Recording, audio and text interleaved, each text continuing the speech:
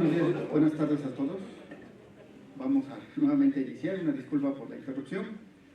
Y bueno, entonces el Instituto Politécnico Nacional, a través de la Escuela Superior de Física y Matemáticas, presenta la conferencia Matemáticas y Ciencia de Datos, oportunidades ilimitadas para los arquitectos del futuro, con el ponente Óscar Cano Rodríguez.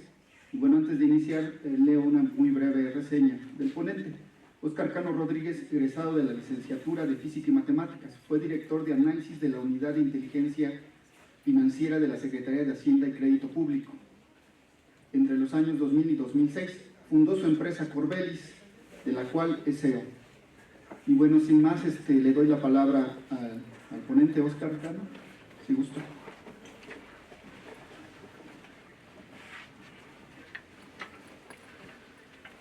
Gracias.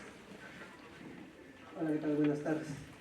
Bueno, un dato muy curioso es que también fundé la Unidad de Inteligencia Financiera. Interesante. ¿Por qué es importante eso? Porque llega un problema que está de ser, que hay que resolver. Entonces, esa es de las partes bonitas que las matemáticas nos dan el privilegio de estar. Bueno. Entonces, les decía que emerge esta área que se llama ciencia de datos, que básicamente es aplicar el método científico para resolver problemas, sobre todo empresariales, que son los que han estado empujando esta área, y el método científico básicamente sigue estos pasos. De hecho, nuestros colegas del área de física creo que tienen más claro el método, porque ellos lo siguen constantemente en su quehacer, ¿no? Pues eso es lo que se trata de hacer ahora con los datos. Solo que nosotros, cuando tenemos un problema a resolver, normalmente, a ver la anterior, por favor. ¿Cómo le hago? Ahí está. Cuando nosotros tenemos un problema a resolver, normalmente el conocedor, el cuate que está investigando, tiene tiene la observación de cómo sucede, cuándo sucede, y normalmente, como ya es experto, tiene una hipótesis de por qué ocurren las cosas. Entonces realmente lo que se hace es que se empiezan a hacer experimentos para tratar de reproducir ese problema o esas observaciones y tratar de encontrar el porqué de las cosas. En matemáticas sabemos que es difícil encontrar la causalidad, entonces a veces nos conformamos con encontrar correlaciones entre las cosas, ¿no? Entonces, pero una vez que logramos ver por qué ocurren las cosas, entonces demostramos que las cosas ocurren por algo, ¿no? Y entonces, a partir de ahí, hacemos nuestras tesis. Entonces, este es el método científico. ¿Cuál es, en esta nueva área de los datos? Esta experimentación se hace con algunos insumos muy específicos, que son los datos que existen, y con algunas herramientas que también son muy específicas, que normalmente son los programas computacionales, pero usando técnicas que son aún más específicas. Normalmente estas técnicas se conocen técnicas de ciencia de datos. Y hay una infinidad de técnicas de ciencia de datos que van desde las estadísticas. Bueno, ahorita voy a entrar más a eso. Pero en el centro de estas investigaciones, en el centro de todo esto, son las matemáticas. Esas que las hicieron en este experimento. Bueno, algunos llegaron porque no había otra, ¿no? Pero bueno, ya estamos aquí. Entonces, en el centro de todo eso están las matemáticas. Pero las matemáticas por sí mismas no resuelven nada. Es la persona, es el sujeto que manipula esas matemáticas el que va a resolver el problema. Es decir, ustedes. ¿Saben? Entonces, la siguiente, por favor. Bueno, este método científico, ya en el área de ciencia de datos, sigue un estándar. Este estándar fue creado para resolver problemas de minería de datos, básicamente. Pero lo hemos adoptado de manera exitosa para resolver problemas de ciencia de datos. Y aquí es donde empieza a haber algunas complicaciones, que voy a abundar más en las siguientes láminas. El primer paso es, sí, normalmente un problema de ciencia de datos necesita un problema a resolver. Y aquí es algo que ustedes se van a enfrentar normalmente si deciden dedicarse a esta área de la ciencia de datos. A veces los empresarios solamente tienen fantasías, pero no tienen un problema a resolver. Pero una vez que hay un problema a resolver, lo primero que hay que entender es el negocio, es decir, ¿de qué estamos hablando? Y aquí empiezan las malas noticias. Normalmente para entender un negocio, pues tienen que estudiar otra, que si finanzas, que si contabilidad, que si economía, que si política, que si no. Porque si no logran tener un entendimiento de qué estamos tratando, va a ser muy difícil acotar eso al lenguaje matemático. Entonces, el primer paso es entender el negocio y el negocio específico del problema que queremos resolver, ¿no? Al final les voy a dar algunos ejemplos de problemas que a mí me ha tocado resolver, pues para que vean por dónde van estos problemas, ¿vale? Luego, vamos normalmente como la ciencia de datos es de datos, aquí hay un tema importante. Necesitamos datos para tratar de resolver ese problema. Si no hay datos, pues no hay manera. Yo normalmente en la consultoría, pues les digo, ¿dónde están tus datos? Porque milagros, solo Juan Dieguito. Y eso porque lo canonizaron, si no ni él, ¿no? Entonces, necesitamos entender los datos que van a soportar la resolución de este problema. Es decir, las transacciones, las imágenes, los sonidos que tienen almacenados las empresas y que nos van a servir para resolver el problema que tenemos. Y después viene la preparación de estos datos. Normalmente, cuando nosotros entramos al internet y al YouTube y todo eso, y picamos ahí ciencia de datos o machine learning y esas cosas, salen cosas fantasiosas y wow, todo es bello, te vas a volver millonario, casi casi. Y todo el mundo te habla de lo glorioso que es crear una red neuronal para resolver no sé qué cosa. Pues déjenme decirles que el verdadero reto está en esta parte, en la preparación de los datos. Yo diría que el 60% del esfuerzo de la resolución de un problema de ciencia de datos está en esto. Y hay un tema muy importante, los algoritmos para aplicar machine learning, minería de datos, son muy estrictos. Por eso es que esta preparación se vuelve en la parte en donde vamos a invertir mucho tiempo. Máxime aquí en México. Aquí en México, no sé si ha cambiado mucho la cosa, pero al menos a mí, a lo que me ha tocado enfrentar, necesito conocer un poco de todas las áreas para saber cómo se va a resolver el problema. Es decir, necesito saber cómo se hace esta preparación de datos, es decir, el famoso ETL, si no sé si ustedes estén familiarizados con eso, que es la extracción, transformación y carga LOAP de los datos, el famoso proceso ETL. Y ahí necesitamos saber, porque en esta preparación de los datos vamos a ver que si presentamos los datos de cierta manera, nuestros algoritmos van a poder ser más potentes en algunos casos. Gran parte del tema del científico de datos es cómo pongo estos datos para que me maximicen el resultado, ¿sale?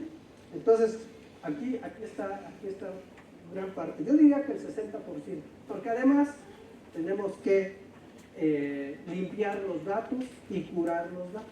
¿Sí? ¿Alguien sabe cuál es la diferencia entre limpiar y curar los datos? Levante su manita. No, pues le estoy hablando en chino. Limpiar los datos significa quitarles la basura. Es decir, oye, si aquí me estás dando transacciones bancarias, ¿qué hacen las compras de tu casa aquí?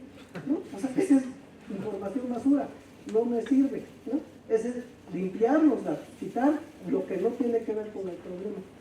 Pero curar los datos significa detectar que hay información errónea y que se debe curar. Es decir, por ejemplo, oye, tengo las ventas diarias de la empresa, pero tal día no hay venta.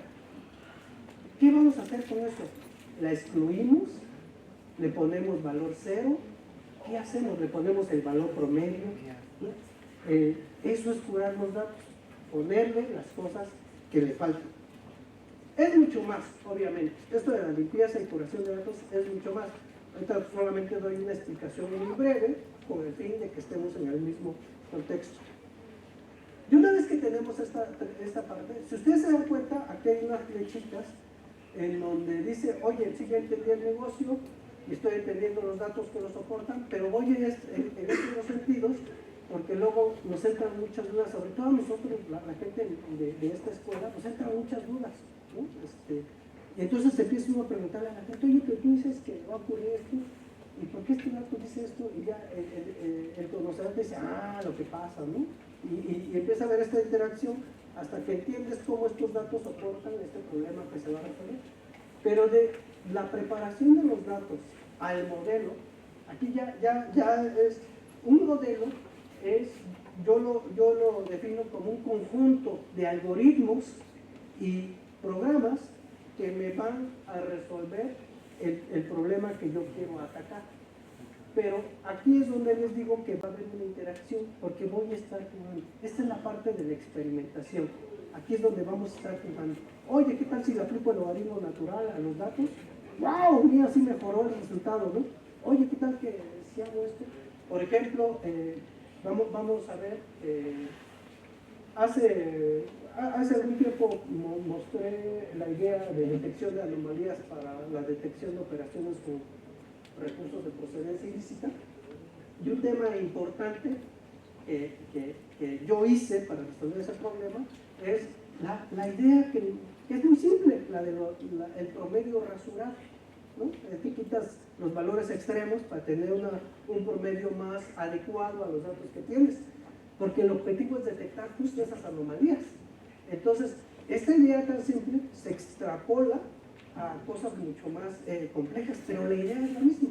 Entonces, por eso es que uno va investigando cómo es que estos datos me van a ayudar con los modelos que estoy usando, ¿vale? Luego, ¿qué modelo voy a usar? Hoy en día están de moda las redes neuronales.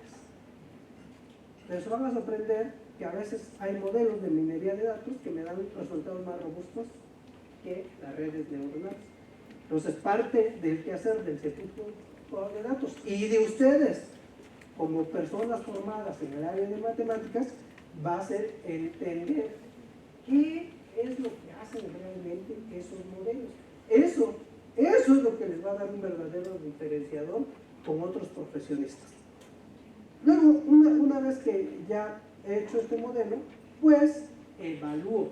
Evaluar significa qué tanto esto me está resolviendo el problema. Y aquí viene otro impasse para nosotros los egresados de esta escuela. ¿Por qué?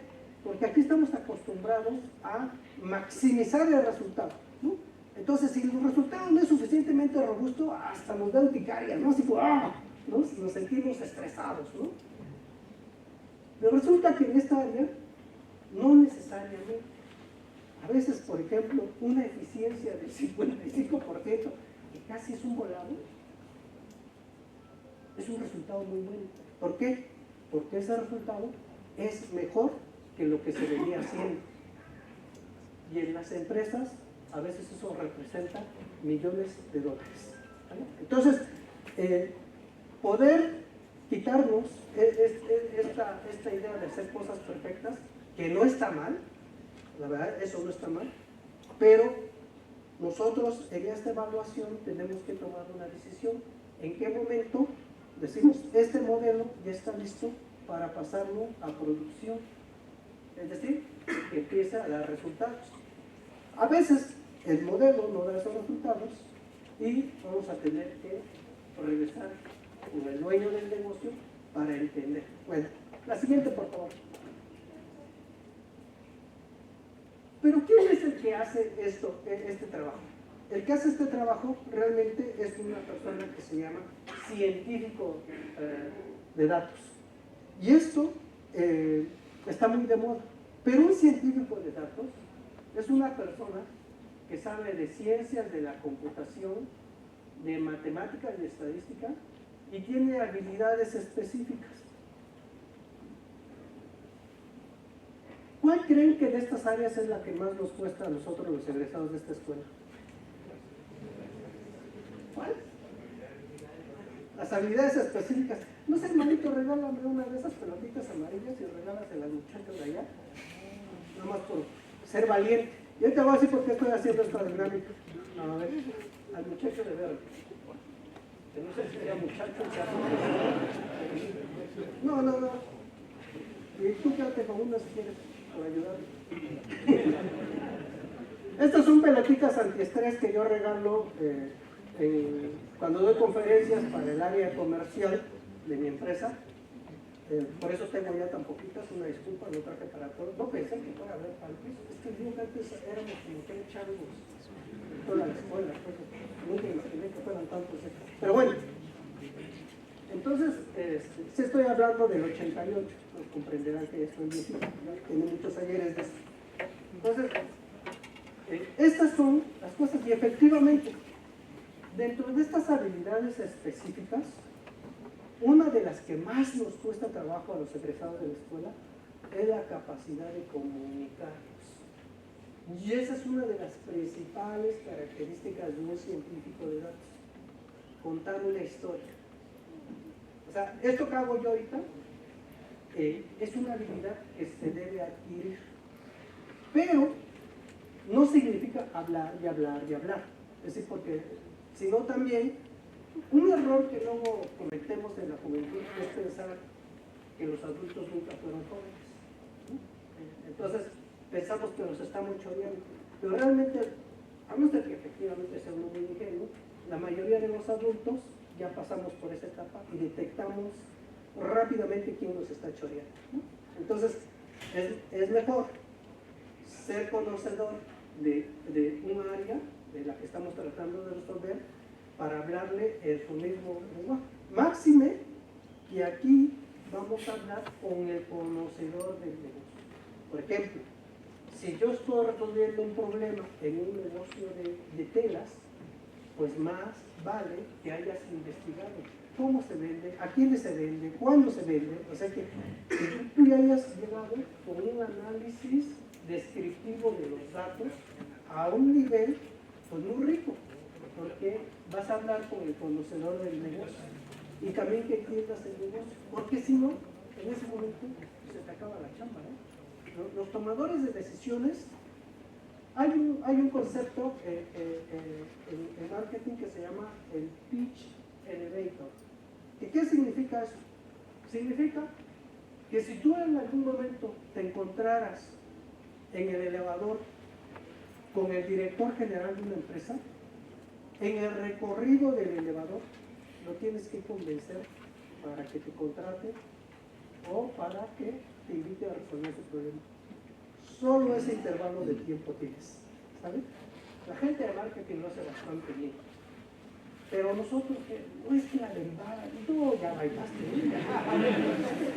ya, que caliente rotacional, no, el otro no sabe de qué es eso.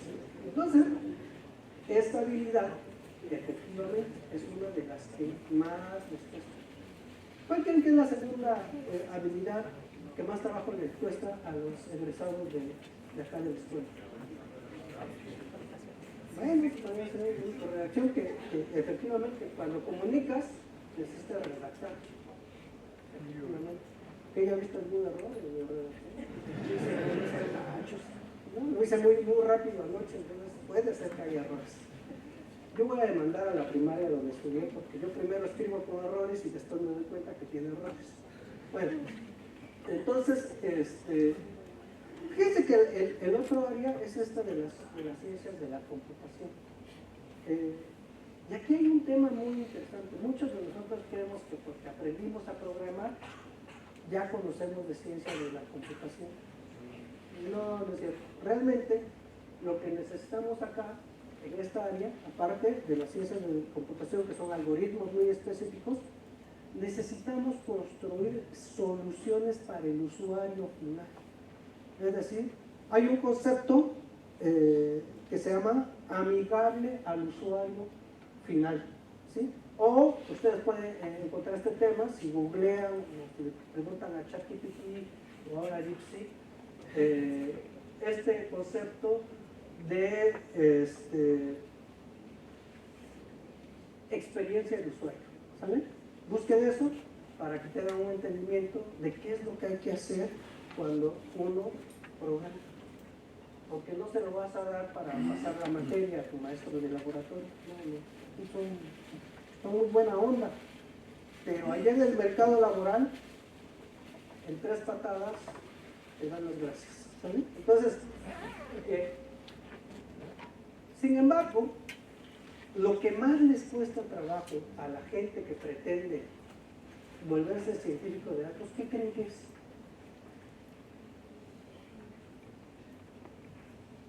A la gente normal, ¿qué quiere?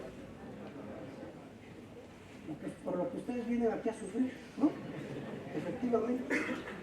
Aquí el compañero me está viendo así, sufriste tú, que era lento, ¿no? Yo no. Efectivamente, las matemáticas es lo que más trabajo les cuesta a la gente que no estudió matemáticas y que se quiere formar como científico de datos. Pero aquí hay algo que yo quiero advertirles. Eso no significa que ustedes, que tienen más herramientas de este lado, ya tengan salvadas las otras áreas, porque paradójicamente esto que se les hace muy fácil a nosotros es lo que más trabajo les cuesta a ustedes, ¿sale? Entonces, todavía hay una carencia de científicos de datos, pero yo les quiero advertir que esto estamos entrando en un impasse complicado, porque está sucediendo un fenómeno que ya ocurrió hace muchos años. Cuando yo egresé de acá de la escuela, estaba en su nuevo apogeo, estaba en la cima lo que eran las ciencias de la computación.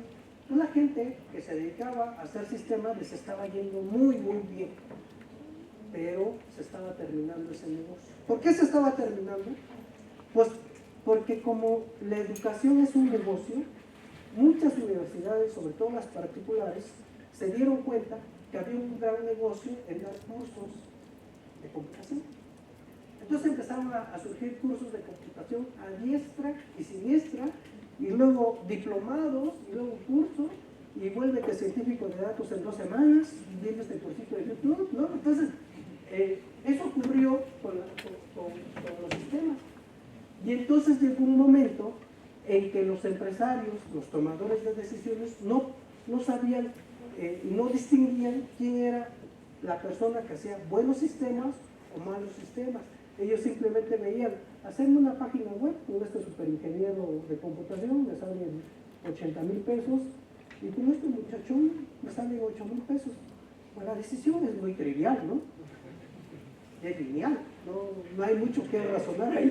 Contrataron al de 8,000 pesos. Después hubo muchos dolores de cabeza, obviamente, pero en todo ese intervalo de tiempo hizo que el mercado laboral del desarrollo de sistemas bajara.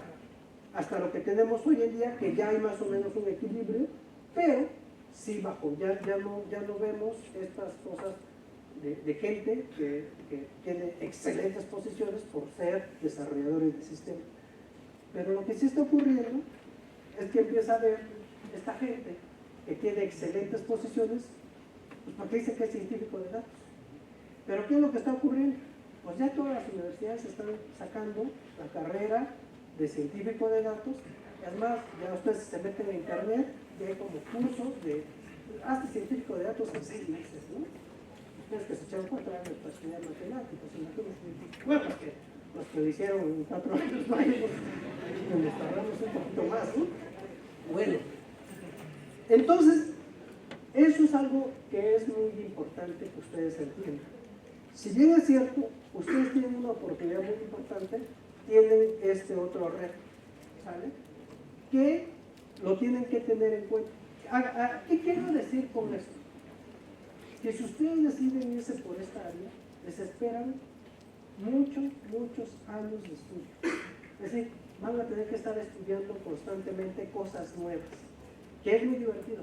Algo que también, o al menos en mi caso así pasó, es que yo sí les puedo asegurar que el esfuerzo que hicimos aquí en esta escuela nunca se va a comparar con el esfuerzo que hagamos para aprender otras cosas. Es decir, aquí es donde el mayor reto estuvo, intelectualmente, ¿no? Acá hay otro reto importante, comunicar. Hay compañeros que les cuesta una enormidad comunicarse, ¿vale? Entonces, listo. Bueno, aquí están las intersecciones, ¿dónde están las cosas? Por eso es que la plática del día de hoy es de ciencia de datos, porque es donde yo considero que es donde se intersectan todas las cosas. Y vamos a ver por qué considero que ahí está la intersección. Vamos a la siguiente lámina, por favor. Bueno, así como el método científico, el método científico lo aprendimos desde casi desde el kinder, ¿no? Y en la secundaria ya aplicábamos el método científico, y en la vocacional o preparatoria ya aplicábamos el método científico. Aquí los chavos de física, también algunos de matemáticas aplican el método científico. Digo algunos de matemáticas porque creo que en matemáticas es un poco diferente, a veces es más arte que ciencia, pero bueno, después podemos discutir eso.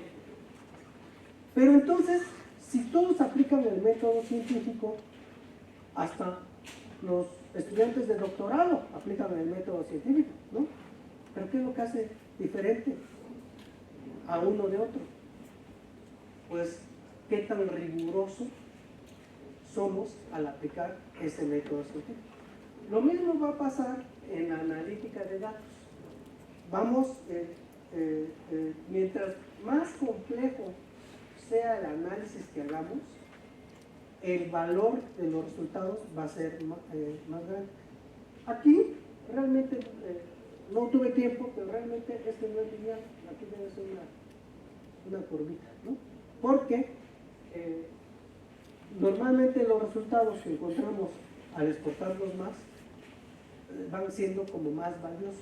Por eso, en ciencia de datos, en analítica de datos, hay un término que es muy marketero, que le llaman los insights de la información, los insights de los datos, que no es otra cosa que son los hallazgos que hay dentro de toda esa maraña de datos. ¿Dónde están los hallazgos? Entonces, pasamos desde análisis descriptivo, que no porque sea descriptivo es simple, y no porque sea descriptivo no podemos dar cosas valiosas. De hecho, ustedes son los llamados a hacer cosas muy potentes aún en análisis descriptivo, ¿sale? Si aplican todo lo que sus profesores intentaron enseñarles, ¿no? Esas cosas que nos caían tan gordas, ¿no? Yo me acuerdo mucho cómo llegaba con el profesor Abreu, todavía ando por acá. Llegaba yo con el profesor Abreu a hacerle mis preguntas insolentes. Y hasta ahora que yo, ay, pues que el profesor escribió razón, ¿no? Y me lo enseñó, pero yo era terco, tenía que seguir mi camino, ¿no? Pero a veces sí, los profes me estaban regalando eso, pero yo era demasiado joven para entender, ¿no? Bueno, aquí hay una gran oportunidad que nos dice, pues, ¿qué es lo que pasó? Describimos lo que está ocurriendo en los datos. Normalmente aquí hay una de las primeras herramientas de software que van a empezar a tomar mucha importancia. Son las herramientas de inteligencia de negocios. Hoy hay un diplomado, como un seminario de titulación en donde están viendo estas herramientas de inteligencia en el negocio. Los que estén en esa, por favor, aprovechenlo. Ya ahí hay un área laboral en donde ustedes pueden brillar si lo entienden bien y lo hacen bien.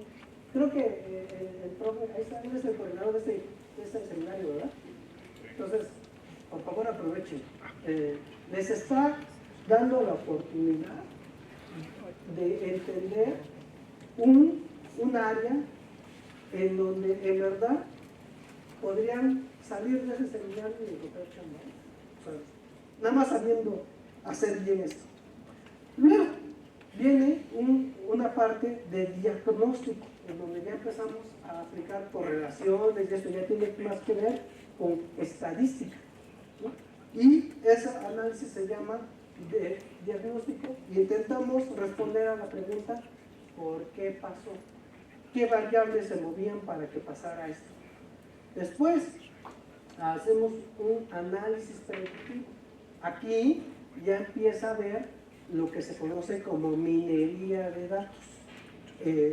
Porque la predicción no solamente tiene que ver con datos numéricos o datos ordenados o valores, también tiene que ver con etiquetas. Es decir, a veces queremos predecir si la imagen que va a ocurrir es una naranja o no es una naranja, ¿no? Entonces, o la persona que va a entrar por la puerta es un profesor o no es un profesor. Aquí sí que padre sería tener una cámara y aquí el profe, ¿no? Todos ordenaditos, se va y ¡ah! La fiesta, ¿no? Estaría padre, ¿no? Después, pero no nos quedamos solamente con ese análisis predictivo. También queremos adelantarnos a lo que va a ocurrir y entonces hacemos análisis prescriptivo. Aquí todavía las técnicas de minería de datos y ya un poco las de machine learning van a empezar a auxiliarnos y la idea es qué acción debiéramos tomar desde ya antes de que ocurra lo que ya sabemos que va a ocurrir, ¿no? Entonces, el último análisis que es la sabiduría, dicen los de marketing, es, pues habiendo aprendido todo esto, ya no me espero a que el futuro ocurra, sino nosotros hacemos el futuro. Es decir, ¿cuál es la mejor opción que debo hacer? ¿O cómo empujo las acciones para que ocurra lo que yo necesito que ocurra? Bueno, por eso es que pagan tanto las empresas por estas áreas. No nada más por manipular y conocer algoritmos, no, por saber hacer estas cosas. La siguiente, por favor. Ya me voy rápido. ¿Cuánto tiempo me queda? ¿Alguien sabe? Bueno. Por favor, que aparezca toda la imagen. Perdón, ya no me dio tiempo de corregirla. Entonces ahí empezó con la última que quería yo mostrarles. La siguiente. La siguiente. Ok. Tenemos, hoy en día, tenemos lo que se conoce como inteligencia artificial. ¿Alguien de ustedes sabe qué es la inteligencia artificial? ¿Una idea de qué es la inteligencia artificial?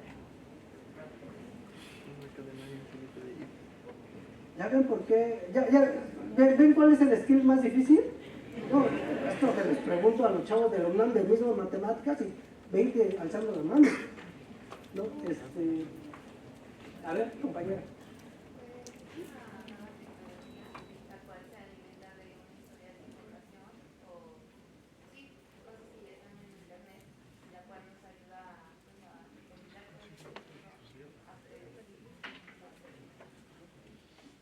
Muy buena definición de inteligencia artificial. ¿Alguien? A ver, compañero, ¿estás alzando la mano o estabas bostezando? ¿Con qué? ¿Alguna otra idea de qué es la inteligencia artificial? Sí, compañero. ¡Eso! Es tiempo de mujeres. Perdón, no te escuché. Ya estoy viejito y sordo, entonces, si alzas tantito la voz. Sí, digo que intenta evitar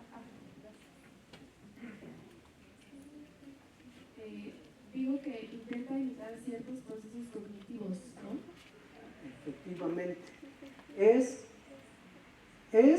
este intento, la inteligencia artificial, es este intento por hacer que la computadora reproduzca las acciones que hace el ser humano, ¿no? Entonces, esto puede ser muy potente o menos potente. No se ha logrado imitar al ser humano, ¿no? Eso es muy importante que también ustedes, porque en el mercado laboral hay mucha fantasía sobre la inteligencia artificial y ustedes van a ser los responsables de hacerles entender que la inteligencia artificial es este intento por hacer que las máquinas tomen decisiones parecidas a las que toma un ser humano. Y esto ha ido creciendo. Entonces, dentro de la inteligencia artificial hay varias áreas de conocimiento, como el machine learning, es decir, hacer que la máquina aprenda, el procesamiento del lenguaje natural. Aquí hay como otras tres que me faltan, no las puse porque no quiero centrar mi plática en eso, pero está el reconocimiento de patrones, el reconocimiento de imágenes, por ahí está, aquí tenemos un experto y exponente, está la criptografía, ¿no? La inteligencia artificial. Porque hay un área muy importante, y tienen un sabio aquí para esas cosas. Bueno, tienen a varios, pero aquí tenemos la conferencia uno. Doctor Eliseo, ¿verdad? Usted se dedica a eso, ¿verdad, doctor? A la criptografía, ¿verdad? Perfecto. Y lo que hace el profesor no es cualquier cosa, ¿eh? Hay una gran oportunidad en esa área también. Bueno, júntense con él. Entonces, tenemos esto de la inteligencia artificial y tenemos el famoso machine learning. Fíjense ustedes, yo después de estudiar aquí, un día, una de las cosas que a mí siempre me ha gustado mucho es estar frente a la clase y me gusta dar clase. Entonces un buen día dije, tengo que ser mejor profesor. ¿Cómo podré ser? Y me fui y me inscribí a la carrera de pedagogía ahí en la UNAM, ¿no? Entonces ahí en la Facultad de Filosofía en Hierba. Digo, en Letras. Entonces,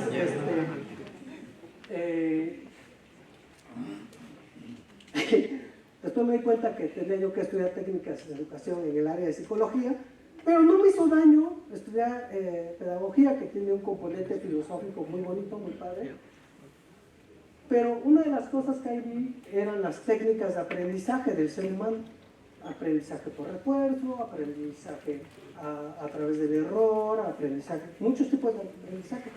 Pues como la inteligencia artificial justo es este intento de reproducir la forma en que el ser humano toma las decisiones o hace las cosas, por eso es que el machine learning tiene todas estas áreas de conocimiento. Por ejemplo, tenemos el learning support, supervisado, más bien, el aprendizaje supervisado, el aprendizaje no supervisado. ¿Qué significa? Supervisado es que dices, mira, tengo todos estos objetos y te los clasifico, te los doy, aprende, y ahora te voy a dar nuevos objetos y tú clasifícalos, ¿no? Ese es un aprendizaje supervisado. Y que no supervisado es, aquí están un chorro de objetos y tú clasifícalos a ver qué clasificaciones encuentras, ¿no? Aquí es más complejo que eso, obviamente. Hay dos o tres que me ven así como muy fácil, como, ay, no manches. Bueno, pero la idea es esa, ¿no? Pero también tenemos el aprendizaje profundo, que significa, oye, ¿y qué tal si le doy una segunda vuelta, no? Así como cuando vas a estudiar para el examen, ¿no? Es aprendizaje profundo, ¿no? 10 minutos antes, la 20ª revisión a las cortaduras de Dedekind, ¿no? No las entiendes, ¿no? Entonces, y aquí hay un aprendizaje que ha tomado mucho auge, que es el aprendizaje por refuerzo, que en pedagogía se dice que es el aprendizaje derivado de los errores. Y fíjense ustedes que ese es un aprendizaje bien importante, ¿A poco a ustedes no les ha pasado eso de que les dejan el teorema? Lléveselo a su casa y estás como 3 años, ¿no?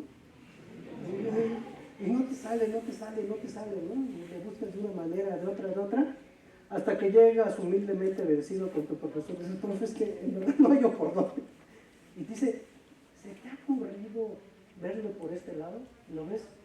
Y de repente todo lo sabe y dices, ay, siempre estuvo ahí, ¿por qué nunca lo vi? ¿No?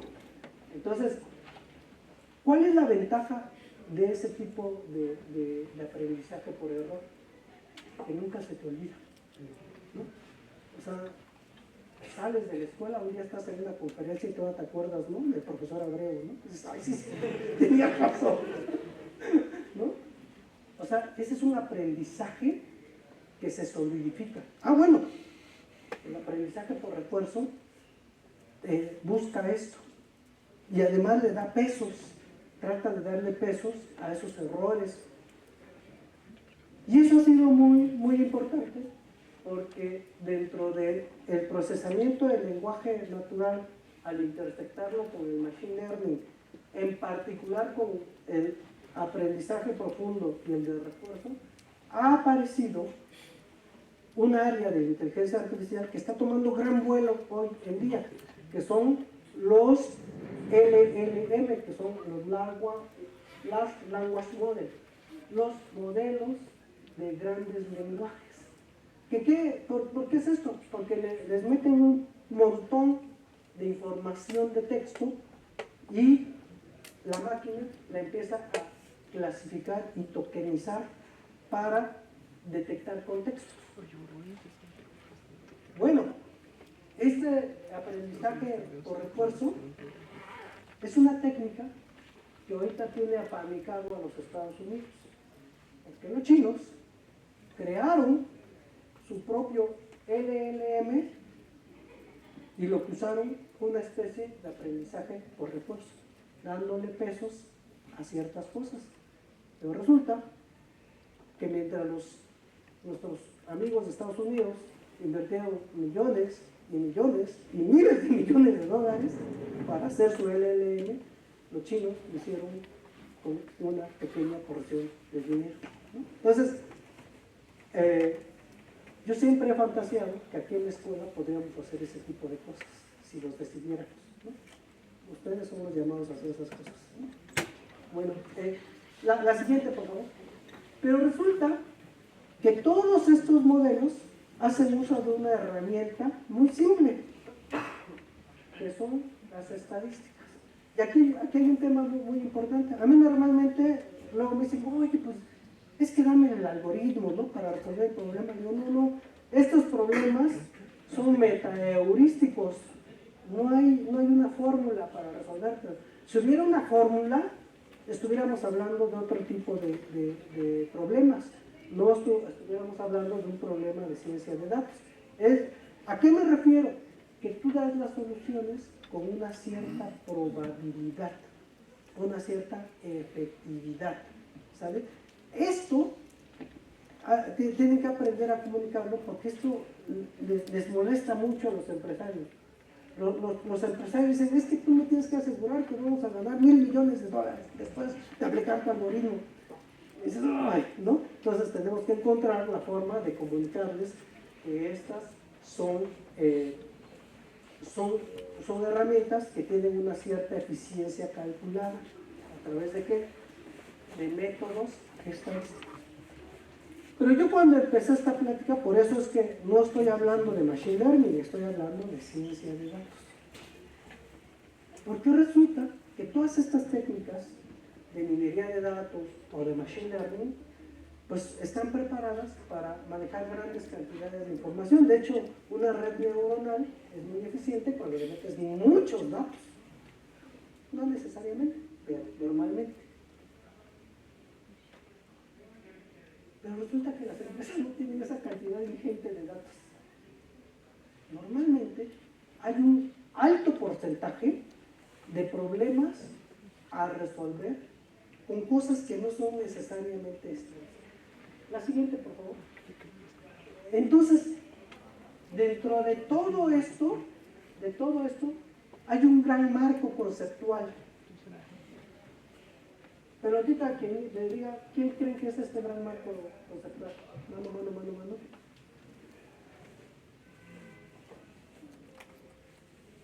¿Qué es lo que está por encima de todo esto? ¡Ah! ¡Casi! ¿Y qué está por encima de la topología?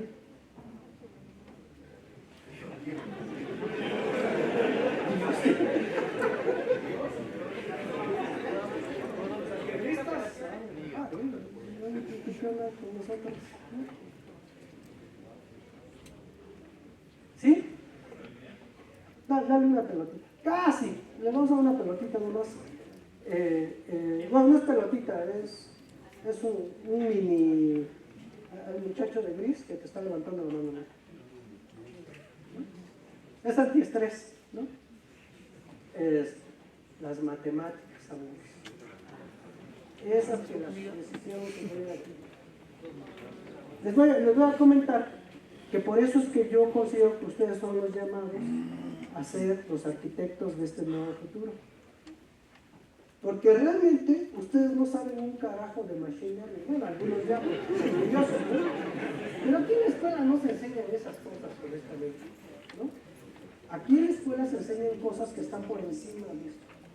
Pero con ese conocimiento que ustedes tienen, pueden entender muy rápidamente estas otras cosas. Les voy a platicar. Yo cuando resolví el problema de lavado de dinero, pensé en teoría de grupos. De hecho, hice una teoría de grupos y así resolví ese problema. Y cuando vengo bien feliz aquí, con uno de mis colegas de acá, que saben que pues ya todos mis colegas son los profesores actuales, algunos ya están más jóvenes, y digo, mira lo que hice, ¿no? Está padrísimo. No da para una tesis doctoral, un premio, ¿cómo se llama este premio? Que no es el Nobel, ¿cuál es? Una medalla, ¿no? Está chida, ¿no? Dice, sí, está muy interesante. ¿Qué crees? Eso ya hay teoría que se llaman ciencias de la computación, que son todos los algoritmos de clusterización, algoritmos de clasificación, ¿no? ¿Cuál es la parte importante de esa anécdota? Que yo no sabía un carajo de esas cosas, pero resolví el problema. Después me di cuenta que había teorías ya muy robustas de eso. A eso me refiero cuando digo que ustedes son los llamados a ser los arquitectos de este futuro. Ustedes tienen las bases para resolver cualquier problema con eso que nos atormentaron los profesores de este estudio. Tienen las matemáticas robustas para hacer cualquiera de estas cosas. La que sigue, por favor. Ok, ya me voy muy rápido porque ya los entretuve mucho. Esta era la parte que me interesaba que tenía. Ahora me voy muy rápido porque voy a entrar al mundo de la tecnología, ¿sabes? Pues resulta que, ¿por qué se da este boom del machine learning? Se da por un concepto bien simple, algo que se llama Big Data. El problema es que el Big Data es un concepto arbitrario, es un concepto que tú puedes oír una definición de uno y otra definición de otra persona. Porque el Big Data, cuando hablamos de Big Data, realmente estamos hablando de dos cosas. Estamos hablando de un nuevo concepto en los tipos de datos y estamos hablando de una nueva tecnología. Entonces, cuando ustedes oyen Big Data, a veces la gente se está refiriendo a la tecnología y a veces se está refiriendo a estos tipos de datos. Pero también se están refiriendo a un proceso de cómo implementar esta tecnología. ¿Cuál es la parte interesante de este Big Data? El Big Data realmente por atrás lo que tiene es el concepto de la programación en paralelo. ¿Y qué es lo que hace el Big Data? Pues básicamente hicieron los programas para que sea muy fácil poner una máquina más, una tercera máquina más, una cuarta máquina más, y que sea muy fácil configurarlas. Por eso es que tomó y que trabajen en paralelo. Por eso es que tomó gran auge. Pero la parte más interesante de esto es que esto se construyó en algo que se llama open source. Es decir, las partes importantes del Big Data ustedes las pueden aprender y no necesitan ir a pagar grandes cantidades de dinero si lo quisieran aprender. Entonces, al rato voy a entrar más a eso. Entonces, hablamos de un concepto, hablamos de una tecnología y hablamos de un proceso. A la que sigue, por favor. Bueno, si ustedes buscan en el internet, van a encontrar las V's del Big Data, las V's. Y básicamente hablan de 7 V's realmente. Yo aquí nada más puse 4 en donde realmente son 3, estas 3, la azul, verde y roja, las que hacen este nuevo concepto de datos. Las otras B's que ustedes encuentran en internet es algo que siempre hemos buscado en el área de tecnologías de la información. Pero estas B's realmente se refieren a datos que tienen 3 características principales. Una es que se producen a gran velocidad. En este momento en que nosotros estamos aquí platicando, bueno, que yo estoy platicando, ustedes lo están escuchando, estamos platicando, en este momento que estamos aquí, se están produciendo un montón de twitters, un montón de videos en TikTok, un montón de cosas a una velocidad impresionante, en un gran volumen. Es decir, con lo que está produciendo de información se llena rapidísimamente un disco duro de 2 teras, ¿no? Y la otra característica importante es que se genera en una gran variedad de formatos. Y dentro de esta gran variedad de formatos entra un concepto muy importante. Están los datos que son estructurados o no estructurados. Hay quienes hablan de los semiestructurados, pero realmente son datos que tienen una parte estructurada y otra no estructurada. Entonces podríamos dividir datos estructurados y no estructurados. ¿Cuáles son los datos estructurados? Pues son aquellas que conocíamos como datos transaccionales, es decir, las transacciones bancarias, las transacciones de ventas, todas las que estaban en una base de datos. Esos son los datos estructurados. Y los datos no estructurados son aquellos que no tienen una estructura, por ejemplo, las imágenes, los sonidos, etc., ¿no? Entonces, este nuevo formato, este nuevo tipo de datos requieren ser analizados así como analizábamos los datos estructurados. Es decir, si alguien ha escuchado el término de SQL, que es el lenguaje con el cual se le hacen consultas a las bases de datos, las tradicionales, tenía un lenguaje de select, asterisco, from tabla, where campo tiene el valor tal o mayor que, bla, bla, bla, ¿no? Nace el concepto de estos datos no estructurados y lo que queremos es algo similar. Queremos preguntarle: seleccióname todas las imágenes en donde aparece el profesor tal. Seleccióname todas las imágenes en donde el auditorio se está durmiendo. No estoy aludiendo a nadie. Entonces, también queremos lo mismo. Entonces, ya tenemos un nuevo concepto de datos. Ahora necesitamos tecnología que nos permita hacer algo parecido. La siguiente, por favor. Entonces, esta nueva tecnología para cada uno de estos procesos nuevos nos propone una contraparte de cómo hacerlo.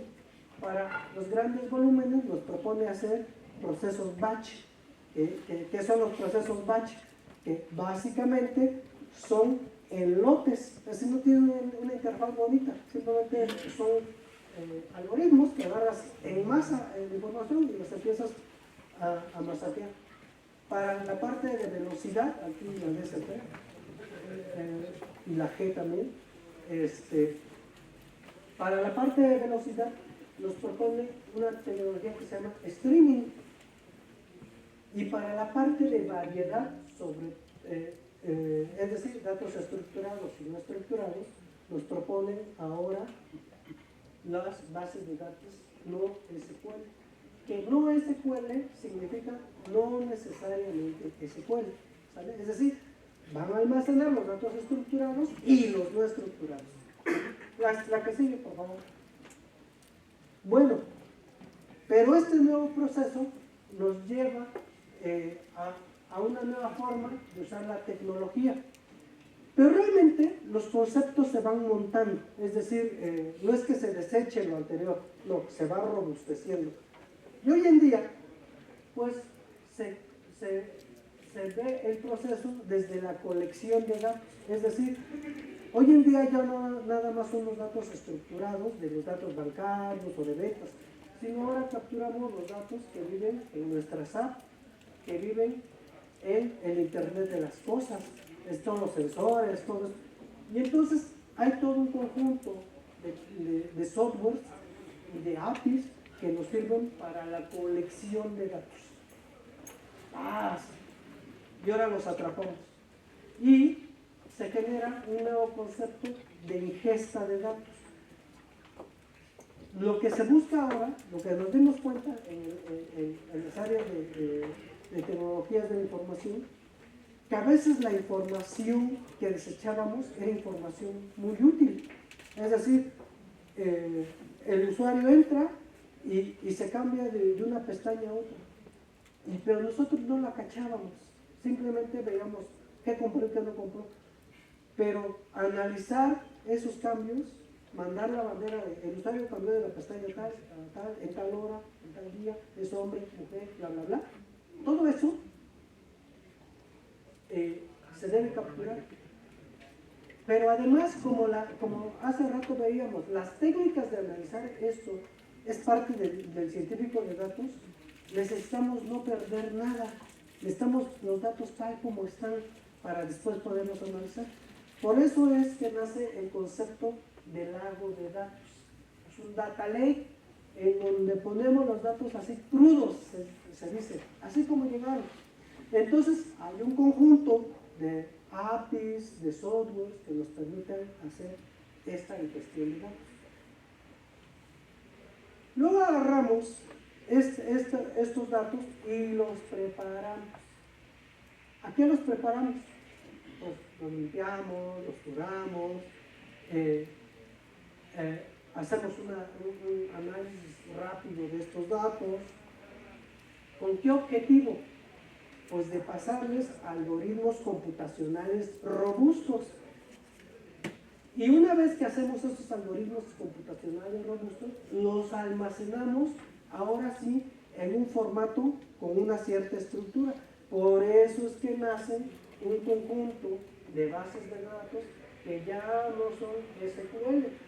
Aquí estarían las estructuradas, pero también tenemos bases de datos orientadas a documentos, bases de datos orientadas a grafos, bases de datos, etc.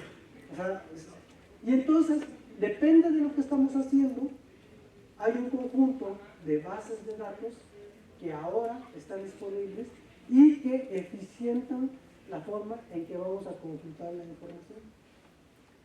Y después de hacer todo este cómputo, pues necesitamos mostrárselo de manera amigable al usuario final. ¿Y qué creen? ¿Se acuerdan del seminario que están tomando? Pues aquí,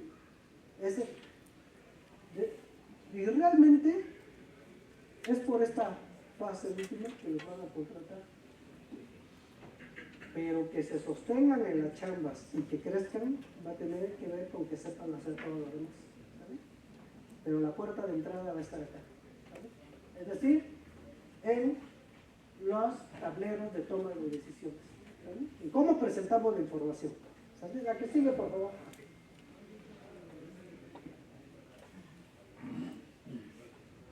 Creo que ya me olvidé lo que la que sigue, por favor. ¡Ay! Bueno, está muy bueno, porque esas se las puse porque quiero que vean el reto de todos los softwares que hay para enfrentar este reto. Ahí les pongo la liga, cópienla por favor y échense un clavado a ver todos los softwares que hay, desde software para analítica, para infraestructura, para machine learning, inteligencia artificial, aplicaciones empresariales, aplicaciones para la industria, las aplicaciones horizontales, ¿no? Este es el dato importante que necesitan ustedes, ¿saben? Para consultarlo con calma. Pero hay un punto que me gustaría que le presten atención, porque ustedes pueden aprender todo esto sin necesidad de pagar miles y miles de lana. Ustedes tienen que invertir tiempo, esfuerzo, pero aquí están los open source, la infraestructura open source. Y de todo esto, yo los invito a que exploren algo que se llama Spark y Hadoop, ¿saben? Todo está basado en eso, ¿no? Entonces, si lo saben hacer, ahí está el pan, ¿sale? Ok, la que sigue, por favor. Está padre, porque este es el camino que debe recorrer un cuate que se quiera dedicar a la ciencia. ¿Y se acuerdan que les decía que había ustedes tenían cierta ventaja en el área más que se les complicaba a la mayoría de la gente? Sí, esa ventaja está aquí en la línea morada. Y aquí se acaba, bueno, el asunto todavía. Todo lo demás es lo que ustedes debieran saber si quieren dedicarse a esto. Obviamente no tienen que saber todo, depende de lo que quieren hacer, pero normalmente este es el camino que tienen que seguir para convertirse en científicos de datos, si ustedes lo desean. Entonces, aquí está la liga, por si quieren consultar. De hecho, el artículo que habla de este caminito, de este señor hindú que es impronunciable, el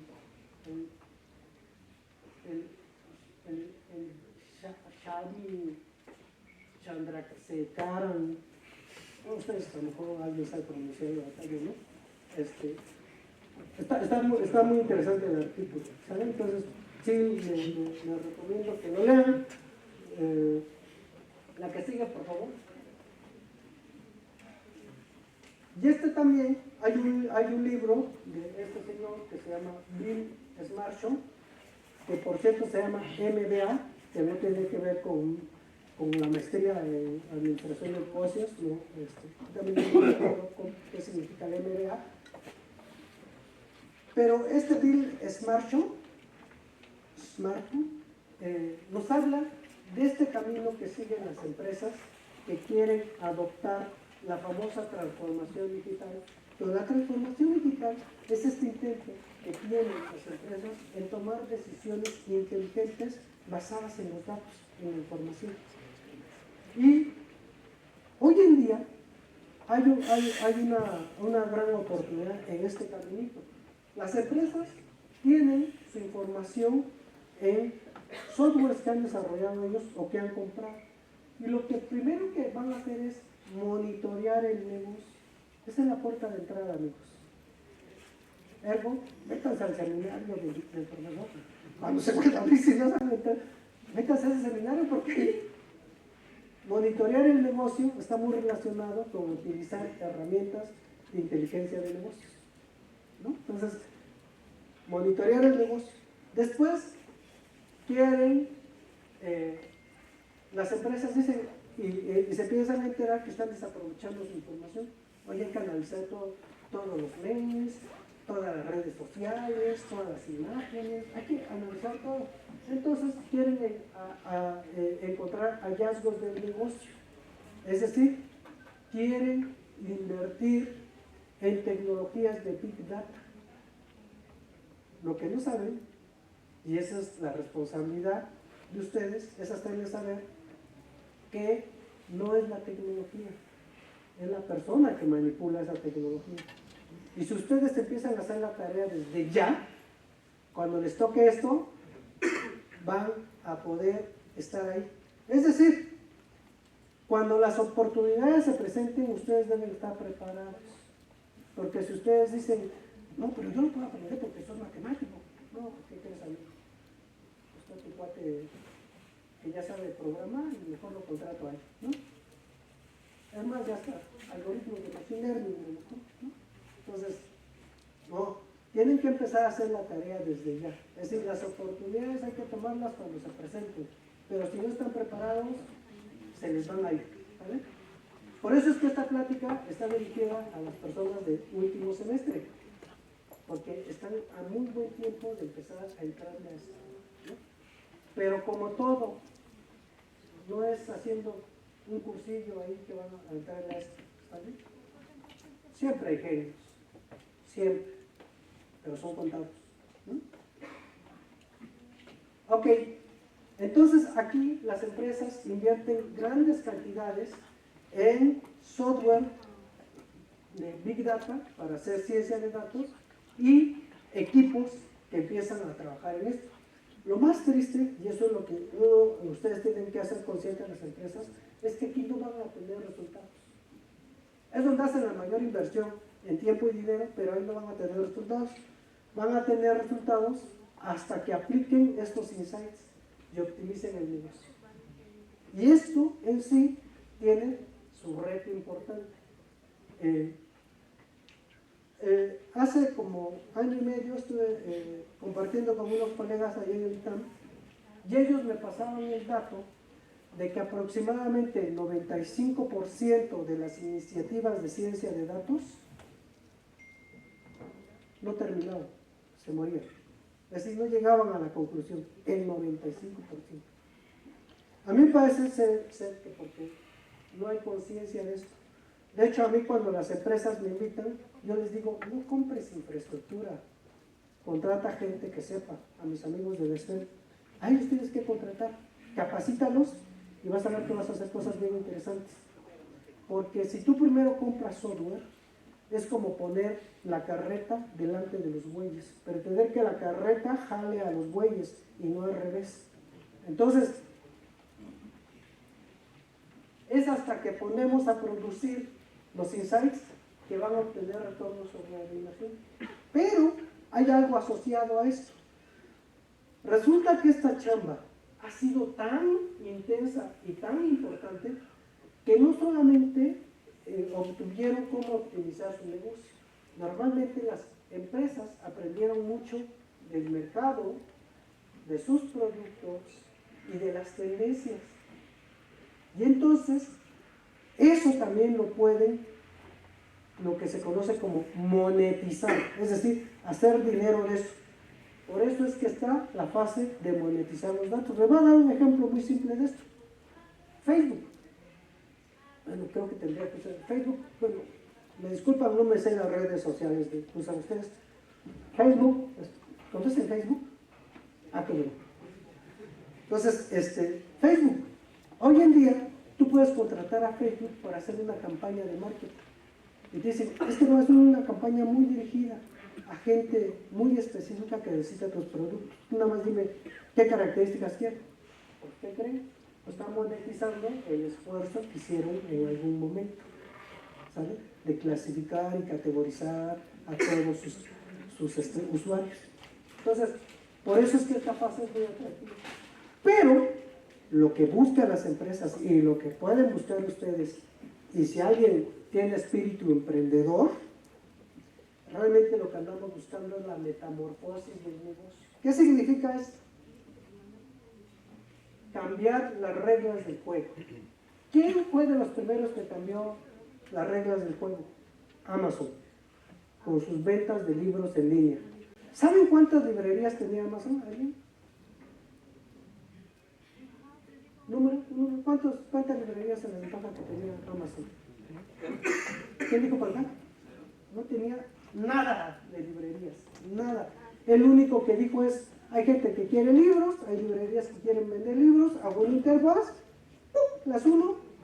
Hoy en día Amazon dice, mañana te va a llegar en el futuro te va a llegar un dron que te va a traer el producto que tú no sabes que necesitas, pero me lo vas a agradecer. ¡Ay, qué bueno!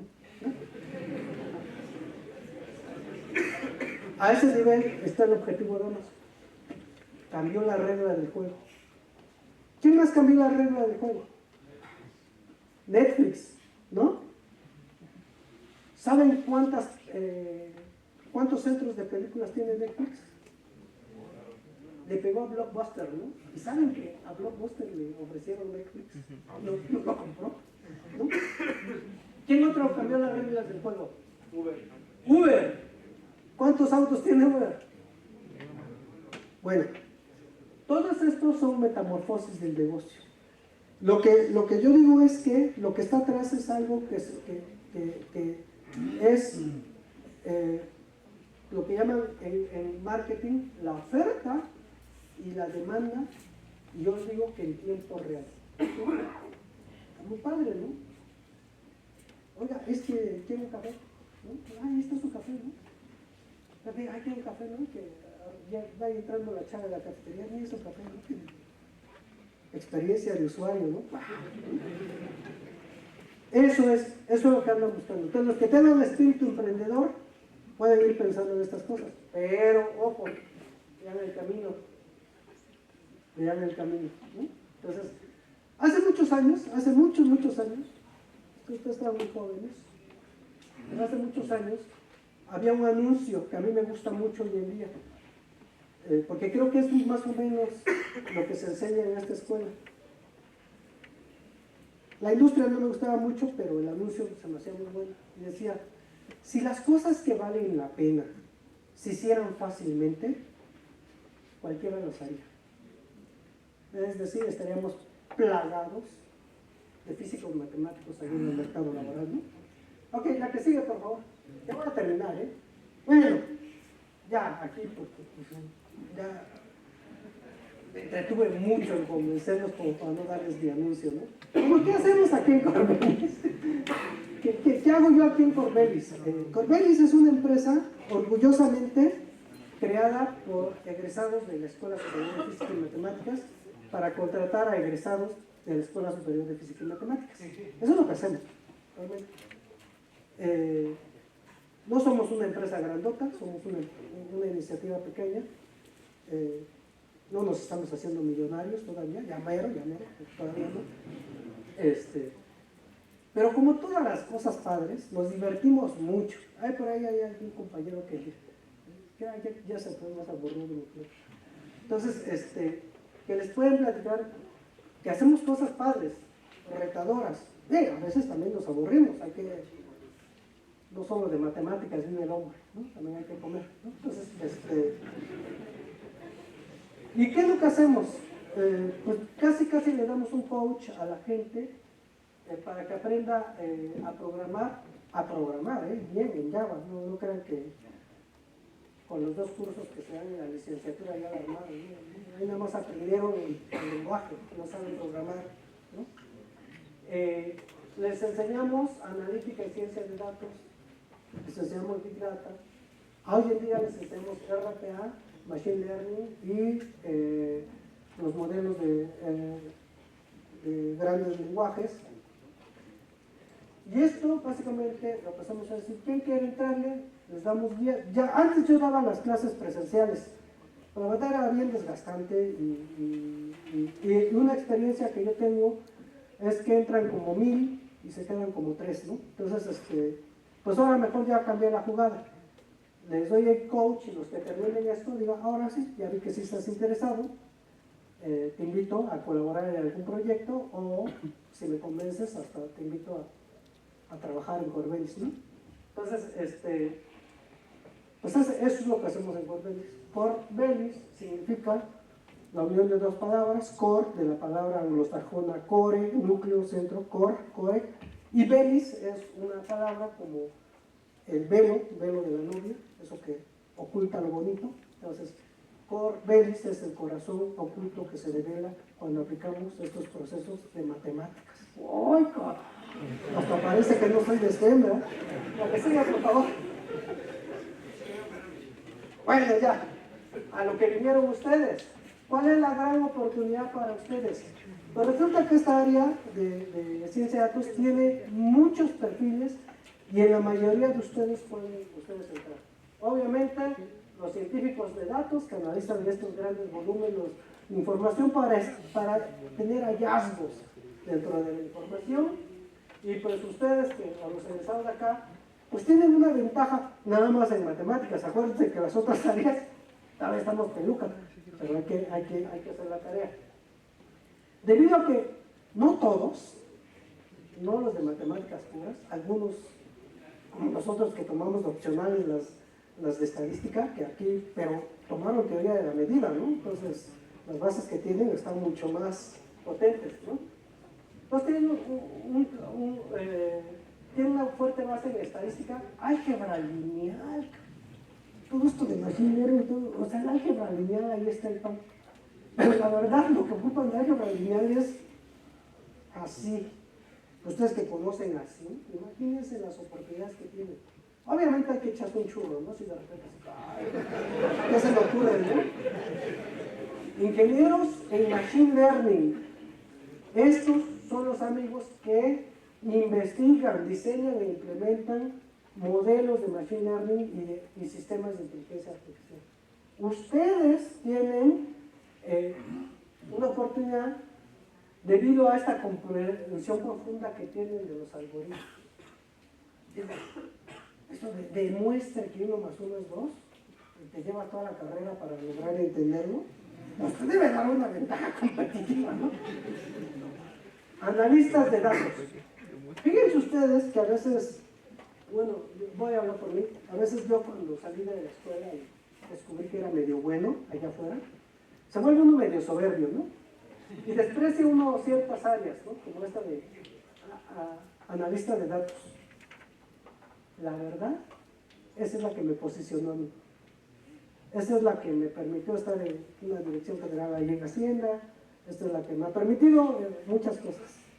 El análisis de los datos y la capacidad de mostrarla de manera fácil al tomador de decisiones. Si tú no te lo puedes explicar a tu abuelita, ni tú lo has entendido. Y eso se aplica allá afuera en el campo laboral. No, es que es un gradito rotacional. La que sigue, por favor. Ya estoy terminando. Los ingenieros de datos. Obviamente, aquellos que implementan toda esta infraestructura, pero ustedes, aunque es más técnico, ustedes tienen habilidades en programación y algoritmos que pueden adaptarse bien, especialmente en la optimización de sistemas de procesamientos de datos. ¿Vale? Es decir, no nada más es hacer la base de datos, ¿no? Eso hasta ChatGPT se lo puede preguntar, ¿no? No, debe ser robusta y pensando en lo que vas a hacer, ¿vale? Los especialistas en inteligencia artificial, pues más de lo mismo, y por supuesto sus conocimientos en álgebra lineal, cálculo y teoría de las probabilidades, pues les van a dar una ventaja competitiva. Ojo, no se les olvide que necesitan todas las demás áreas. No crean que saliendo así, soy de CEN y necesita pagarme 300,000 pesos al mes. Ni los del Texas, los de Monterrey. Bueno, dice que los del TEC de Monterrey a veces llegan contigo y no, dame chance de colaborar contigo. Son más colmilludos esos amigos. Entonces, los analistas de negocio. Ese es bien importante. ¿Se acuerdan de estos conocimientos especializados? Saber traducir el problema del negocio para que se le aplique un modelo, ahí está el pan. Ahí está el pan. ¿Es fácil? No. Pero ahí está el pan. ¿Sale? Los especialistas en visualización de datos. Ojo, aquí más de uno de mis colaboradores me dice, pues es ponerlo bonito, ¿no? No. Más allá de ponerlo bonito, es presentar la información de manera lógica, rica. Ese es lo verdaderamente importante en esto. La que sigue, por favor.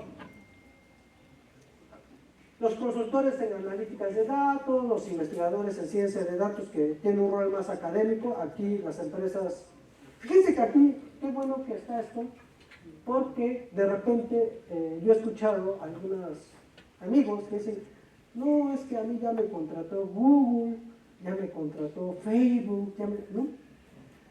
La parte triste que yo aprendí es que estas empresas grandotas, extranjeras, nada más te ponen a hacer maquila, no te meten al área de investigación, porque esa la reservan para sus países. Aquí nada más reproducen lo que ya está investigado. Esa es una realidad. ¿Tiene que ver con seguridad nacional, dice Trump? Seguramente, ¿no? Entonces, pero habemos empresas como Corbelis en donde somos inquietos y de repente decimos, oye, ¿qué tal si tratamos de hacer este problema? ¿No?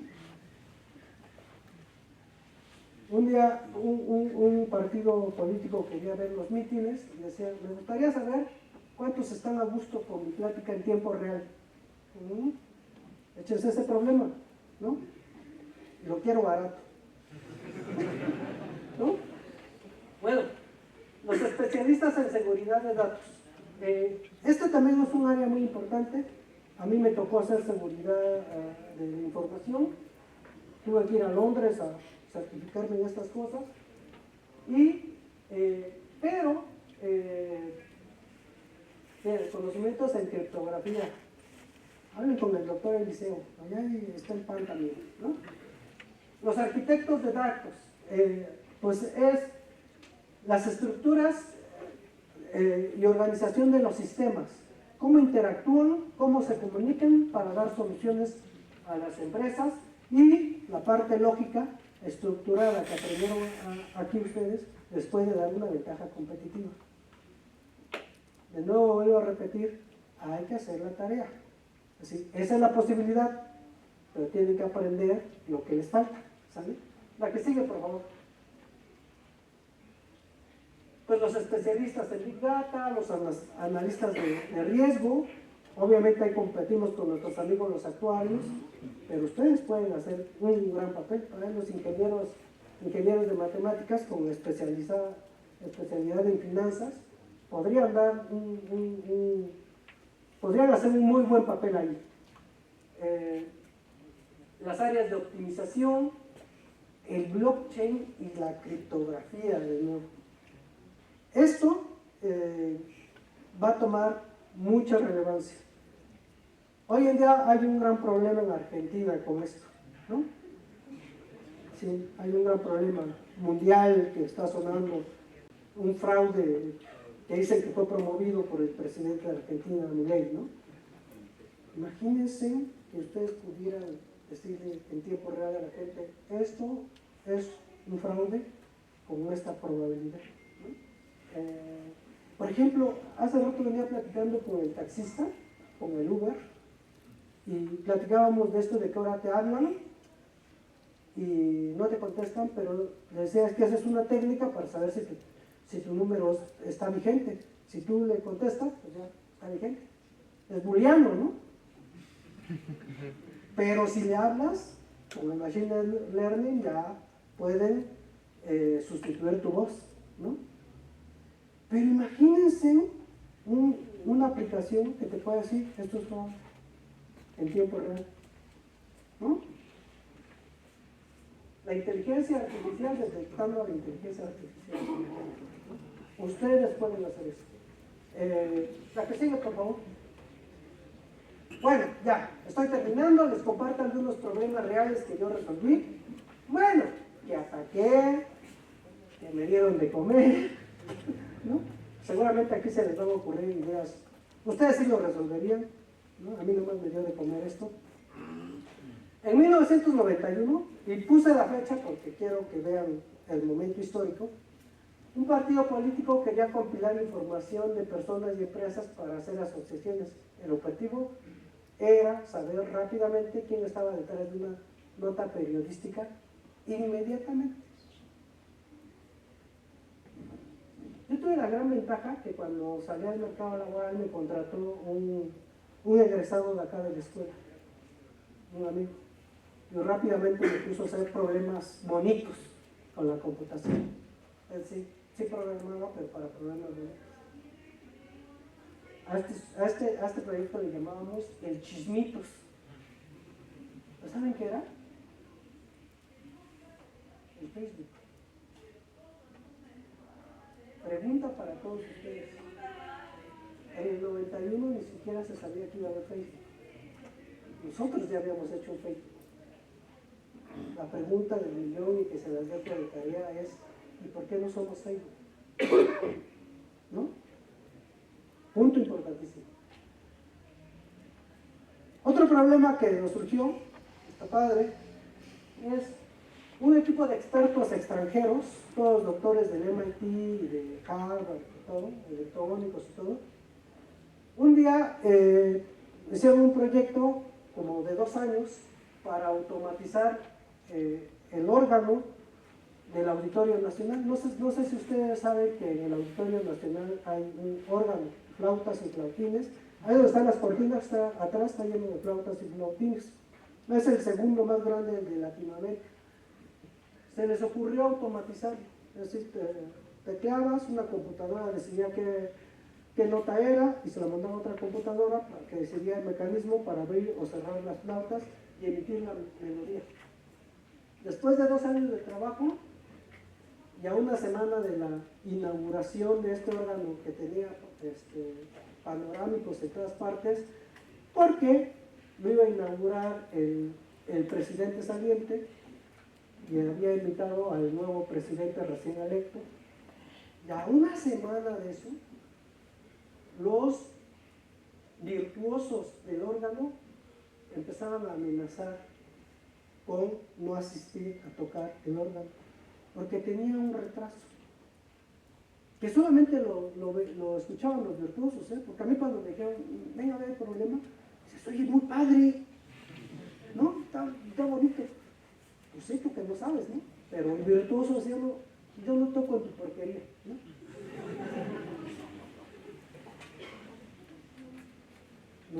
Nos invitaron a resolver ese problema. Y por suerte lo resolvimos. A una semana. 2 egresados de la escuela. La que sigue, por favor. Una empresa farmacéutica había perdido su base de datos de las recetas médicas que había surtido. Por alguna razón no podía demandar al DBA, administrador de la base de datos. Y nos llaman para ver, es bien chistoso, ¿no? No te hablan como, tú que eres matemático, no puedes resolver la hambruna del mundo. Se me ocurre cómo. Entonces nos hablan, porque le estaban cobrando al gobierno, pero no tenían los datos, pero sí tenían la información. Es que sí tenemos todas las recetas. Me llevan un cuarto más grande que esto, lleno de cajas y cajas de recetas médicas surtidas, ¿no? Y más o menos teníamos como 3 meses para resolver ese problema. Se resolvió. 2 egresados de la escuela. Mi amigo que me jaló a tantas cosas. El gobierno mexicano no necesitaba atender acuerdos internacionales en materia de prevención de lavado de dinero. Se requería crear la unidad de inteligencia financiera de aquí de México y resolver el problema de detectar los casos de lavado de dinero. Me invitaron y ahora les doy conferencias. Pemex tenía un problema muy importante. Cuando hay un siniestro en Pemex, en una de las plataformas, allí en el Golfo de México, los trabajadores suben de 2 maneras. Por barco, llegan a la plataforma y una llantota gigantesca con un mecate lo suben. Es tan peligroso que a esa cosa le llaman la viuda, imagínense. Entonces, la otra forma que tienen de subir es los mandan por helicóptero desde el puerto a las plataformas. Pero las plataformas están seccionadas, tienen varias partes y tienen un nivel de riesgo. Ya se me acabó el tiempo. Sí, tienen un nivel de riesgo. El problema es que cuando ocurre un siniestro, necesitan saber en dónde están las personas, para que cuando hablen los familiares les puedan decir, sí, tu familiar está seguro o no, que estaba en la zona que se deshizo. ¿Hay más problemas? Les comparto esto, pues para que más o menos se den una idea de los problemas que hay para resolver y que tienen que ver con ciencia de datos. Yo les agradezco mucho su paciencia y a los profesores también. Gracias.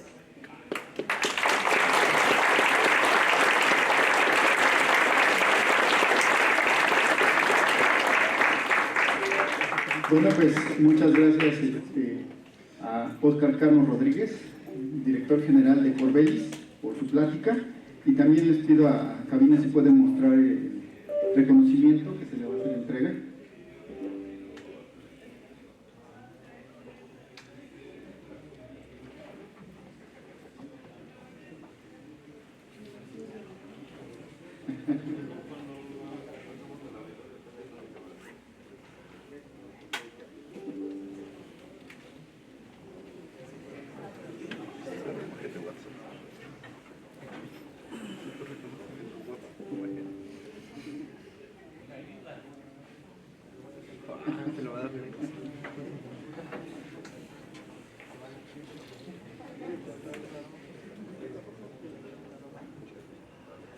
Bueno, pues muchas gracias por su interesante plática y gracias a ustedes también por asistir.